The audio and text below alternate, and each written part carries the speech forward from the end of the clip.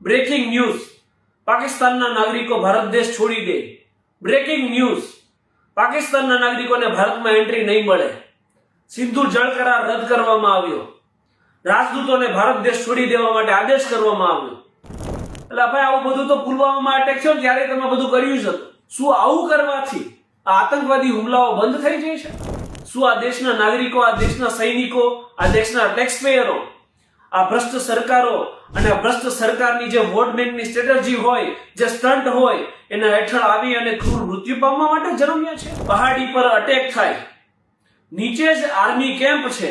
અને અહીંયા એ વાત હું ક્યારેય ના ભૂલી શકું કે ઘણા મુસલમાન ભાઈઓએ પોતાના ખભા ઉપર જખમી લોકોને ખભા ઉપર બેસાડી નીચે ઉતર્યા છે. અહીંયા વાત કોઈ ધર્મની નથી, અહીંયા વાત માત્ર ને માત્ર ભ્રષ્ટ રાજકારણની છે. અહીંયા વાત ધાર્મિક નહીં પરંતુ આ દેશના હરેક નાગરિકની સુરક્ષાની છે. જ્યારે પુલવામામાં અટેક થયો ત્યારે 300 કિલો આરડીએક્સ ક્યાંથી આવ્યું હતું ને એની જાણકારી હજી સુધી નથી મળી.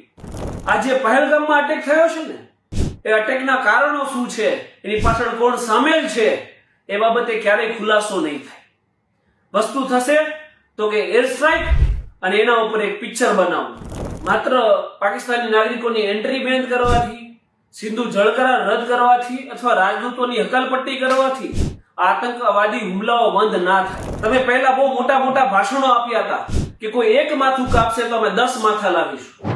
જો હકીકતમાં ખરા અર્થમાં તમે રાષ્ટ્રપ્રેમી હોય અને રાષ્ટ્રભક્ત હોય તો એકવાર કરી બતાવો, અને એ કરી બતાવશો તો હું 100%ની ખાતરી આપું છું કે બીજી વાર એ કોઈ પણ ધર્મ હોય, હિન્દુ હોય કે અન્ય કોઈ પણ હોય, આ દેશની સામે ઊંચી આંખ કરી અને કોઈ જોઈ શકે ને એવી હિંમત કોઈ નથી ધરાવતું. પહેલગામ આતંકવાદી હુમલો, ફરી એકવાર આપણે હિન્દુઓ જાગશું, સોશિયલ મીડિયામાં, વોટ્સએપ પર સ્ટેટસ મૂકશું અને શ્રદ્ધાંજલિ આપશું.